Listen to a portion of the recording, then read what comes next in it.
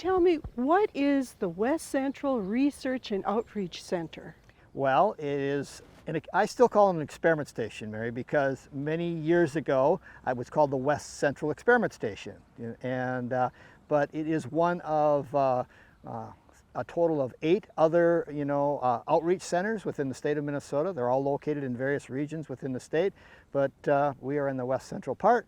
And besides horticulture, there are other area types of research with animal science, water quality, agronomic, crops, dairy, hogs, that type of research, which takes place here at our experiment station. These branch experiment stations are part of the University of Minnesota.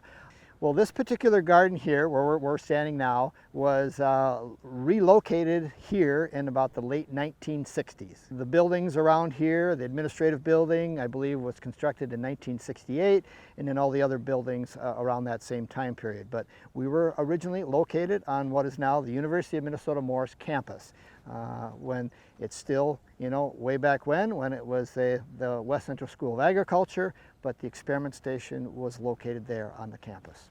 Who started the gardens then? Well, there's a long history. Wes Gray was my faculty supervisor who started this garden when we moved up here in the late 1960s. And so I was with him for a long, long time. But he was the original horticulturist here until about 1988. And so he was a great teacher, taught me many things about horticulture, and here's where we're at today. So when did you actually get started working here in the gardens? Well, just like we have students starting today that are, for summer labor and interns or whatever else. And then in 1976, I started full-time as a gardener. So, long time ago. What was the research that was done in the early days in the gardens? Well, we had annual flower trials. I mean, way back when we had, if I recall, we planted 10 plants per row in a row, and then they were 3 foot apart, and they were all in rows, which, was easy from a research standpoint to take data on. So the flowers have always been here as part of our trial. And then we did a lot of vegetable work, much more then than we're doing now, because the University of Minnesota was really involved with trials with suggested vegetable varieties back then.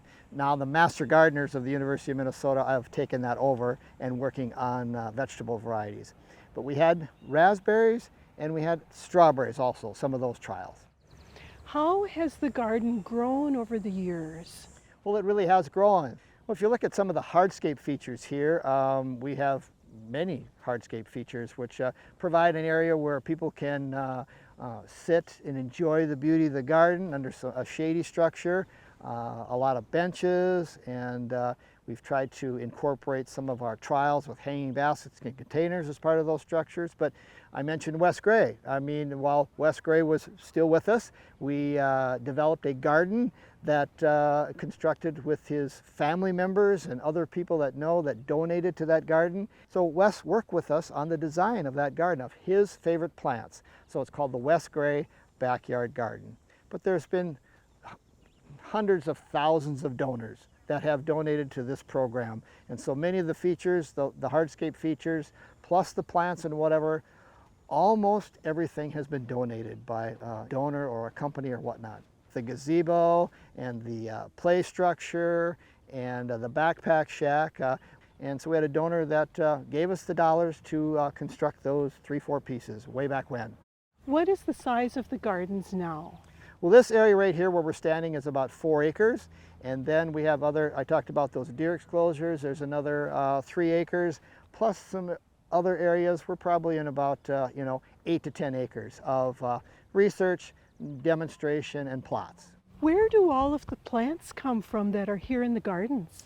Well, a lot of what we're showcasing here and what you're seeing today are the annual flowers. That is our major research trial, and we spend the most amount of time on that. As your husband Tom well knows, he grew a lot of those plants back before he retired. We have this year about 450 different varieties of annual flowers that we're trialing from plant breeding companies that are now throughout the world. We have about 20 to 25 plant breeding companies that send us either from seed or as vegetative cuttings, and they send them to us, and then we grow them and we trial them and we take data on them during our growing season. At the end of the growing season, all the data that we've compiled with the flowers and the perennials, all those reports are sent back to those plant breeding companies so they can see the results of our trials. When I came in, I saw that there was a sign that had AAS on that. Can you tell what that is? AAS is All American Selections. It has existed since the early 1930s. It was the first type of nonprofit organization that trialed plant flowers and vegetables from seed. And they're a great organization. They're moving up with their marketing skills and whatnot with some just very talented people. But I'm a judge with All American Selections, so we trial flowers that currently don't have a name. They just have a number, and we trial them next to a comparison of another variety that is out in the trade that does have a name. And then we also have an AAS display garden where we display the past 5 years of those that have been stamped with an AAS stamp of approval, and we display those. And then we also have AAS plants in containers, which they like for us to trial them in containers also. If you come out to our garden, you see the AAS display garden, those plants in there, they would be superior varieties for you to grow in the upper Midwest. How do you decide what to plant where?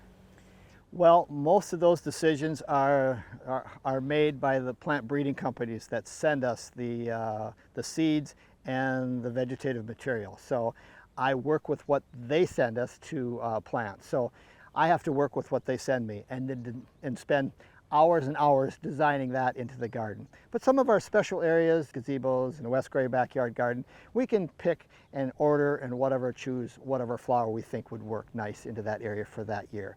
But no, I don't have a choice in what they're sending me, so yeah. Mm-hmm. But how do you decide that we're going to put the blue petunias over here and the star shade colors ones here? And Again, yeah, I usually try and bury myself at home so nobody bothers me for about 3 days and work on the design.